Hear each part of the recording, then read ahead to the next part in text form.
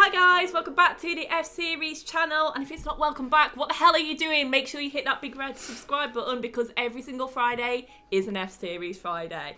Today we're going to be chatting about the current spicy battle for P3 in the Constructors Championship between McLaren and Ferrari, which, to be honest, at the start of the season, I wasn't predicting it. I thought there was going to be a few others up in there, like chilling out, having a little fight, but at the moment, it's just them two. But that doesn't mean that it's not spicy. So, McLaren obviously came P3 in the Constructors last year. They did have to fight for it, but they did get it in the end. Whereas Ferrari came a miserable P6.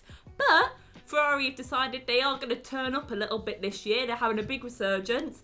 And McLaren are just trying to maintain that performance that they've had for the past couple of years.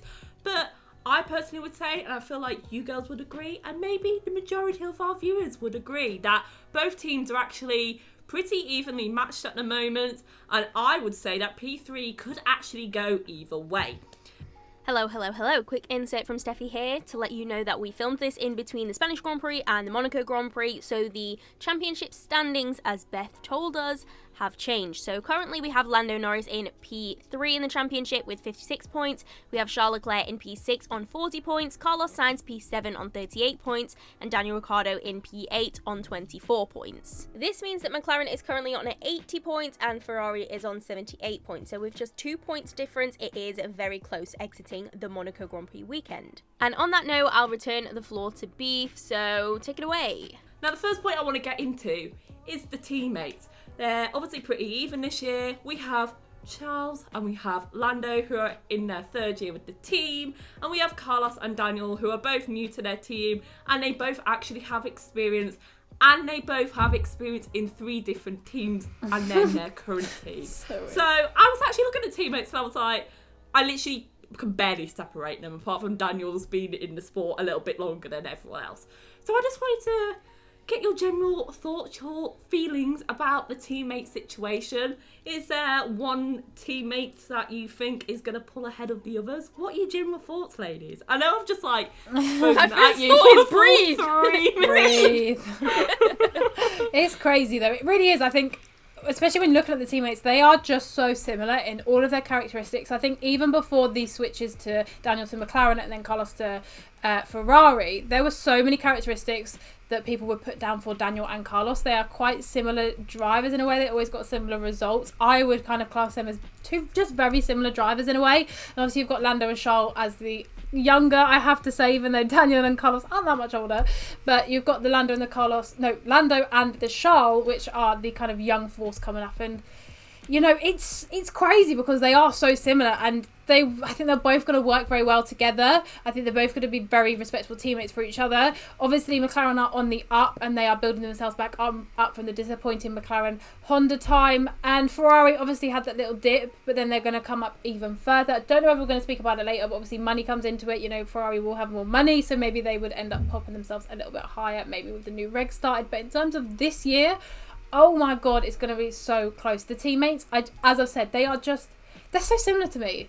It's like, not disrespect to them, but it's generally, for me, it's a little bit like copy and paste. I just feel like they've both just got so strong characteristics in both teams that it's going to be very tight, and I wish it was for the championship because that would be awesome.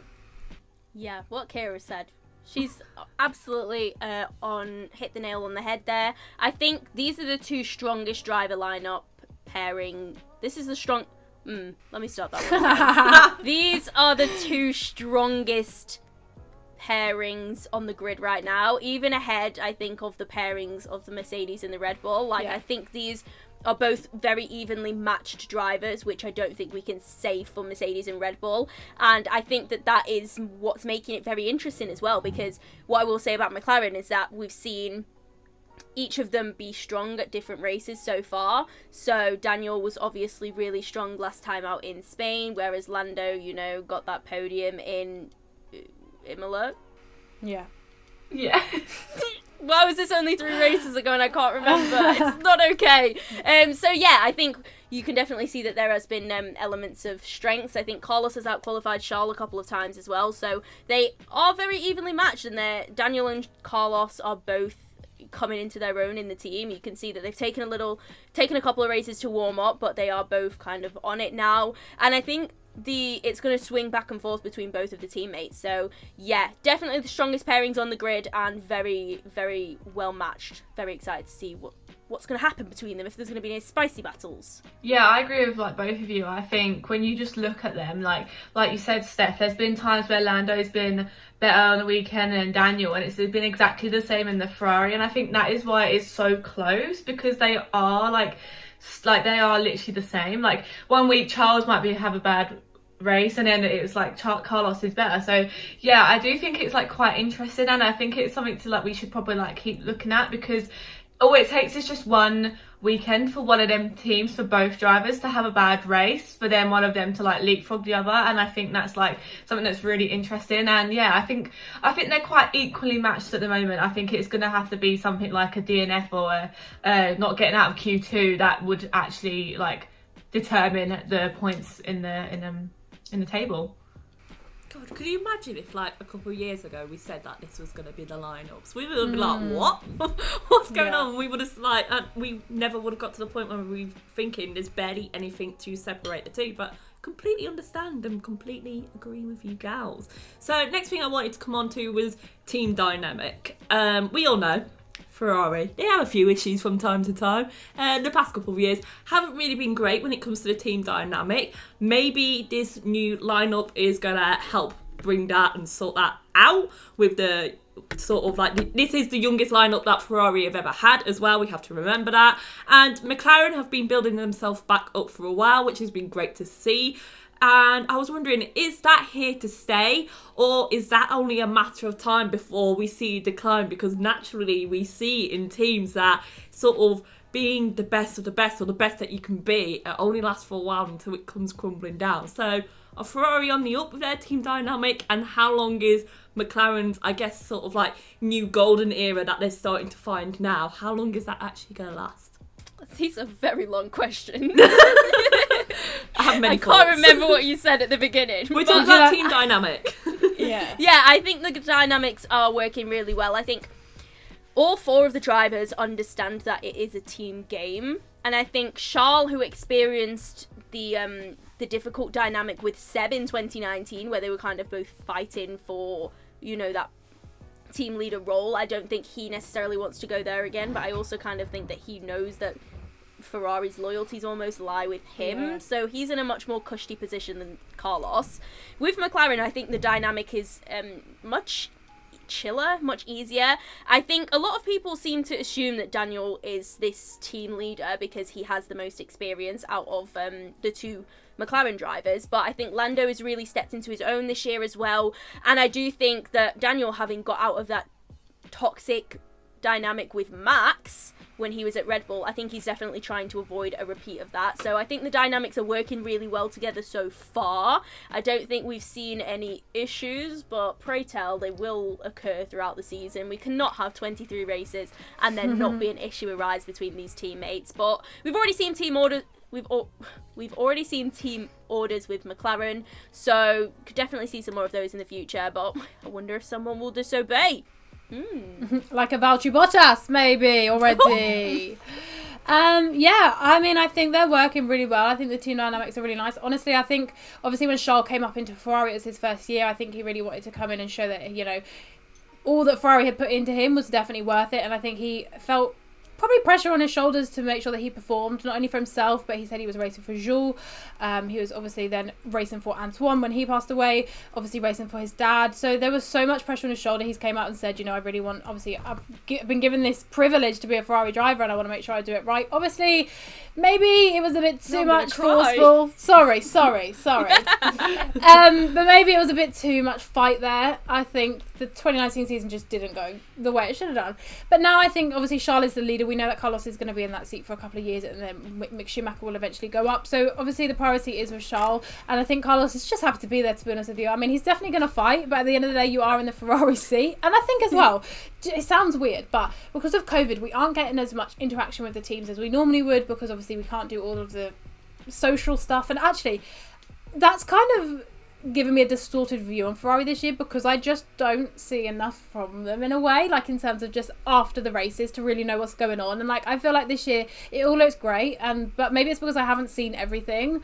But in terms of McLaren, I think obviously Daniel and Lando are going to be with each other for the next couple of years now. Lando has just extended his contract, so I think that it is gonna be, I don't know, I feel like they both learn from each other. I mean, Lando always says, I get this from Daniel, and Daniel will always say, I get this from Lando. I don't think there is a team leader there. I don't think there needs to be a team leader there. And I think it's kind of similar. Well, it's kind of similar with Ferrari, but it's kind of not, because I feel like Charles will always have that prestige role, especially with Mattia. You know, that will always be his top guy. But I think with Andreas's approach and Zach's approach, they don't want that number one, number two. They're not trying to do that. And I think Lando and Daniel should probably just work together quite nicely. I don't think anything's going to be too over the top. I know some people are like they're going to be busy. Some people say they're going to hate each other. I'm pretty sure it's going to be like this for the next couple of years, and I'm happy with that because I love the dynamic, I love the team, how they're going, and hopefully when we get some McLaren challenges back, we can have some funny times. Yeah, like I was just going to like say the same sort of thing. Like I think with Ferrari, obviously when we filmed previous videos about like Carlos moving there, I was like, he's just basically going there to be number two. Like I didn't know how it was going to fit in. I thought there might be a little bit of a clash because I feel like Carlos is a very like headstrong driver. Like he knows what he wants and he'll go for it. But I actually think they're working really well together, and also just the fact that I'm seeing them post each other on their own sort of social medias as well. Like Charles is always posting Carlos and Carlos is always posting Charles, and I'm like, actually no, that's actually quite nice to see. Like it's basically like how Carlos would post Lando, and it's kind of like, oh okay, that's actually quite nice. Like from like what Kira said, I don't see that there's any like tension there or anything, but that might be just because we aren't seeing the sort of behind the scenes that we used to see like before COVID. And with like the McLaren situation, like I also don't think that there's like a team leader there. I think a lot of people make up this story in their head that they hate each other or they're gonna hate each other, and like one's gonna be a team leader and Lando's not gonna like it if Daniel's team leader, and I just don't think it's like that in the McLaren environment. Like I think people actually don't realise that it's actually quite chill, and like people stories from the factory, like they tell people how chill it is, like it's like a very equal, and I think that's also comes down to the how successful they are at building themselves back up in the like last year and this year as well. Like some of the results they've been getting this year has been so good, and I think that is because the team is very equal, and it's not I'm putting all my eggs in Lando's basket or I'm putting all my eggs on Daniel's basket. Like it's very, you go out, you do the best for the team. And obviously although the drivers want to do the best for themselves, I think in their brains they know we have to do good for the team. So that's why I think it's quite chill there. So yeah, I think it will carry on like that. Hopefully at Ferrari it will also say the same. I think Carlos is just giving it everything that he's got, and like I don't see any tension there between him and Charles. And I also don't see any tension that people are seeing at McLaren either. So yeah, hopefully they do stay sort of equal. But yeah, I think we just got to see how this season pans out and then who gets the better results. I think one thing we have to remember as well is obviously today, actually the day that we're filming this, Lando has signed a multi-year extension with McLaren, which means that don't tell everyone how far in advance that we actually film. This will probably come out about Sorry guys. But it means that we're going to see the exact same lineups again in 2022, so this is going to be an ongoing thing. And I wonder as well regarding team dynamic, with McLaren, we've already seen not just like this year in races, Ferrari haven't really had a chance yet because they've not been in a position to have to, but they've been doing team orders, and last year as well they were doing team orders, and that was to maximise the amount of points that they could get, and if they hadn't done those team orders there was a possibility that they wouldn't have got that P3 in the championship. So I'm really intrigued to see if Ferrari get themselves in that position. Are they going to do that? Are they going to be quick with making those decisions? Because we know what Ferrari are like. They're incapable of making decisions. They're always going to sit on the fence and be like, we don't want to upset you, and we don't want to upset you. And in turn, we're going to upset everyone that's involved. So I'm really intrigued to see whether Ferrari can sort that out. So I wanted to talk a little bit about money and a little bit about development. So we know McLaren obviously finished P3, so they got more money than Ferrari, who finished P6. But don't tell me how much money, I don't know. But also I do know that Ferrari get even more money than everyone else just because they're Ferrari. So they're always going to have that little bit more money. If they're going to use it at all in the right places, we don't know, only time will tell. But we're obviously going into a new era of Formula 1. We have new... regulations in 2022, And Ferrari have obviously said that they're heavily focusing on 2022 because they have unfortunately had to build on the absolute dog of the 2020 car, which they can only do so much with it. We have 4 competent drivers, like we said, and I'm wondering, when it comes to 2022, could they actually fight for the title between them? Because we don't know what's going to happen in 2022. Every single question we seem to have in F1 at the moment is what's happening in 2022.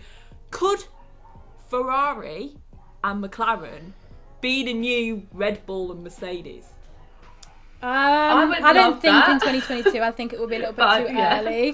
Because obviously, sorry to burst your bubble. But obviously, you know, as much as Ferrari obviously are just working on last year's car, and they'll probably be thinking, oh, well, we'll be one step ahead and we'll be working on our new red car. But so are Mercedes and so are Red Bull. So everyone else. Yeah, I feel like probably I would like to think that because of, as you said, Ferrari's budget and because of the money they've just got in the bank. Like, remember, McLaren's taking out loans, can we just say? Like, they were taking out loans a couple of years. We were last year, I think. So, you know, Ferrari have got the money to develop, so I can easily see them getting back to the top quite quickly, definitely getting in the mix. I'd like to see that McLaren will follow on, but I don't know if it might take a little bit longer just because of the money situation and how fast they could develop, etc., etc. So yeah, I wouldn't say 2022, but obviously I think we've all said it's going to take a couple of years for these regs to really kick in. So we might be seeing the same story next year. But hopefully, imagine the top fight of like Mercedes, Red Bull, McLaren and Ferrari. But honestly, I feel like all of the teams can come up in that. So yeah, I feel like not next year, Beth, but in the next couple of years, definitely. I shouldn't be asking for too much, should I? That's No, like an you shouldn't. F1 fan's dream. Will we ever get that? But I do. Yeah, Sorry, You Ines. go. I do think that, like, if the driver pairings stay as good as they are, like right now, like there's no hostility between them. When the regs do finally start kicking in, whether that's 2023 or 2024, I do think that if the drivers are still like as nice to each other as they are now, there would be a possibility of that, because then having a good environment will only like improve the way you race. Like, if you've got a toxic environment, you're not going to be at your best, are you? Like, so I do think that we could I don't know. I think that. Max Verstappen would disagree. No. Oh yeah, but that's because Max Verstappen Yeah. was literally spoon-fed by Christian. If you look at Seb, he didn't do great, did he? Like, so I think it's just like, I think it'll be interesting to see. I just hope so, because I want Lando to be up there. And Daniel. And McLaren. Yeah, in terms of just how they're going to perform in 2022, I do think it's going to be a very similar story.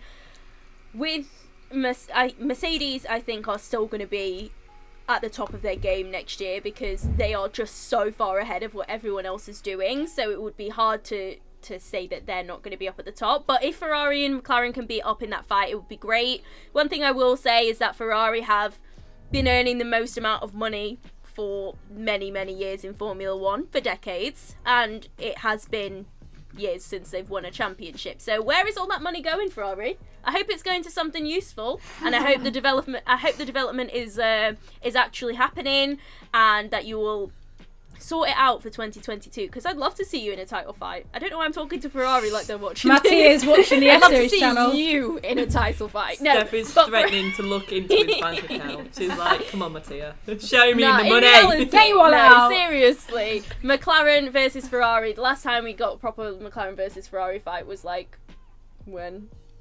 I don't know. 2008, I'd say. Well, maybe in the Red Bull era, but we all knew Red Bull was fairly dominant then, so it has been a few years, but they are two very iconic teams in Formula 1.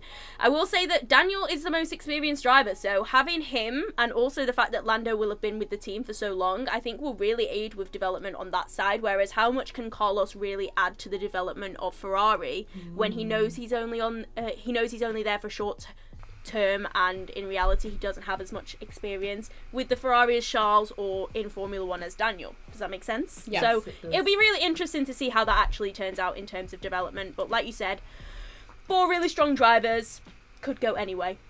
Yeah. Right, final question, ladies. I want you to tell me who's going to get 3-3 in the constructors, and out of the 4 drivers, who's going to finish on top. McLaren, Daniel. McLaren, Lando. McLaren, Lando. So we've all just said McLaren, really. What's the Everyone video? says McLaren, but Steph is backing Daniel. So I guess we'll see. We'll see December 2021. We'll see who's right. But anyway, thank you all for watching. We want to know, who do you think is going to be victorious in the battle for P3? Let us know in the comments down below. And of course, if you like the video, make sure you give it a like, because it really, really helps all of us out, because it helps push out our videos to more of you guys. Anything else you want to say, ladies? Anything else? Come back subscribe. next week. I was going to say, big up the top midfield, but subscribe as well. Yeah, subscribe, because every single Friday is what, ladies? F-Series Friday. Friday. Brilliant. All right, we'll see you in the next video. Bye, guys. Bye.